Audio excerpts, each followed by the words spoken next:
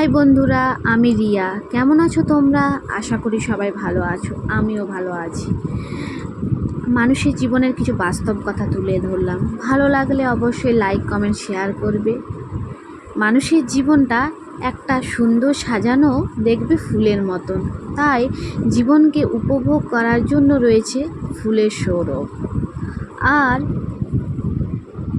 দুঃখকে পাশে নিয়ে চলার জন্য রয়েছে কাঁটার আঘাত। মানুষের মাঝে ছড়িয়ে দেওয়ার জন্য রয়েছে ফুলের অপরূপ সৌন্দর্য। মানুষের চলার পথে দেখবে অনেকেই আসবে, কেউ ভালো বলবে, আবার কেউ খারাপের দিকে নিয়ে যেতে চাইবে, তাই সেসব দিকে কোনো পাত্তা দেওয়া চলবে না। আবার মানুষের দেখবে যতদিন টাকা থাকবে কোনো আত্মীয় স্বজনের অভাব হবে না।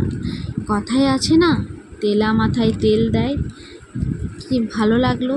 তাহলে অবশ্যই জানিও।